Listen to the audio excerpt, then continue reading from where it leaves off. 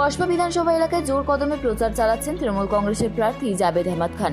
এবার 91 নম্বর ওয়ার্ডে দেখা গেল ডোর টু ডোর ক্যাম্পেইন করে মানুষের কাছে ভোট চাইলেন জাবেদ আহমদ খান।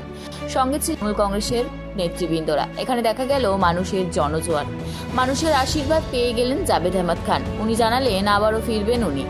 ওনার এই ডোর টু ডোর ক্যাম্পেইনে আরও উপস্থিত ছিলেন বিশিষ্ট সমাজসেবক এবং তৃণমূল কর্মী শেখ গুলাম রাব্বানি। উনি বিজেপিকে কটাক্ষ করে বললেন, বিজেপির ধর্মের রাজনীতি করে। কসবা বিধানসভা কেন্দ্রে এমন একটি কেন্দ্র যেখানে হিন্দু, মুসলিম, খ্রিস্টান সবাই একসাথে মিলেমিশে রয়েছেন। ওনারা কিভাবে বলছেন 30,000 ভোটে জিতবেন। আমাদের চ্যালেঞ্জ আছে 30,000 ভোটে বিজেপি হারবে। এবং জাবেদ আহমদ খান কি বার্তা দিলেন শোনাবো আপনাদের। এরকম কোনো ব্যাপার নেই, আমাদের দায়িত্ব সব জায়গা 294 ওয়ার্ডে যেখানে ডাকবে, আমরা সিটে যত বিধানসভা সিটে যেখানে আমাদের ডাকবে, আমাদের পার্টি আমরা করি সেইখানেই যাব। দায়িত্ব বলে কিছু না। মমতা ব্যানার্জির কোনো প্রয়োজন পড়ে না জাভেদ খানের মতন লোককে, ও একলাই 100।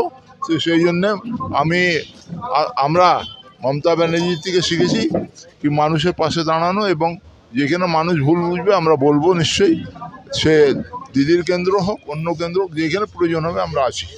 মানুষের কাজ যদি কেউ করে আর ধর্ম নিয়ে রাজনীতি না করে তো জনজোয়ারই হবে না। এই ওয়ার্ডে না আমি আসার আগে কেউ জাতীয়তাবাদী কোনো প্রার্থী জেতেনি। আমি স্বাধীনতার পর প্রথম এখানে কোনো ন্যাশনালিস্ট প্রার্থী এখানে কাউন্সিলর হিসাবে জিতেছে।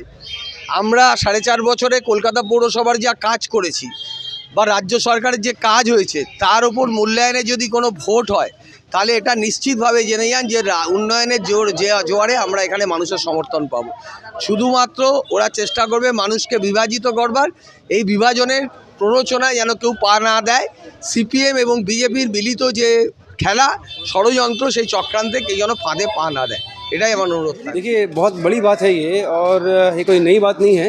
जावेद साहब का मोहब्बत, जावेद साहब का काम, जावेद साहब का इखलाक, जो ताकत अल्लाह ने उनके बातों में दिया है, जो ताकत अल्लाह ने उनको उनके ज़बान में दिया है, वो बारूद में भी नहीं है।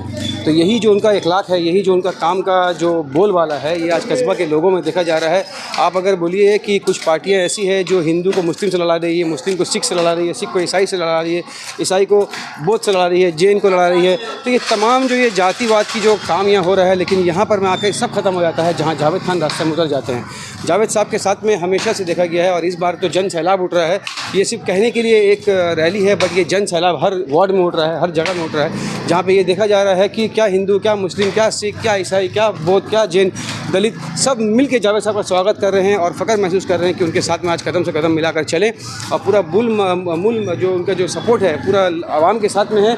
और ये ऐसी सिर्फ रैली नहीं है जो जावेद खान साहब हाथ दिखा के चले जा रहे हैं, नमस्कार करके चले जा रहे हैं। ये उनका प्रॉब्लम भी सुन रहे हैं कि यहाँ इनका प्रॉब्लम ये है, छोटा सा लेकर बड़ा प्रॉब्लम तक सुन रहे हैं, और उसका समाधान भी वहीं खड़े होकर कर रहे हैं। तो ये एक बहुत बड़ी बात है। मैं मुबारकबाद देना चाहूँगा कस्बा अंचल के तमाम वोटर्स को, और नए वोटर्स को मैं ये रिक्वेस्ट करूँगा कि अपना वोट को जो है ऐसा जगह में ना दें जहाँ आपका वोट, कीमती वोट आपका बर्बाद हो। वहाँ दें जहाँ पे आपके लोग को काम करे, और इस वोट आपका जो कीमती वोट का जो हकदार है वो सिर्फ और सिर्फ जावेद अहमद खान साहब है। लेकिन उन लोगों को मैं ये कहना चाहूँगा कि अपना जो नॉमिनेशन जो फाइल करने वाले हैं, आज भी चाहें तो आप जावेद खान साहब का हाथ पकड़कर उनके साथ में डेवलपमेंट के लिए आगे बढ़े, ना कि किसी जातिवाद पार्टी या किसी जो बेफालतू का जो प्रचार करने के लिए उतरेंगे, अपना वोट को बर्बाद करेंगे, वोट को काटेंगे, क्या फ़ायदा करके। जावेद खान साहब इंशाअल्लाह ताला रहमान, अल्लाह के करम से, भगवान की कृपा से वो कम 50,000 से भी ज़्यादा वोट से कस्बा विधानसभा से जीते हैं।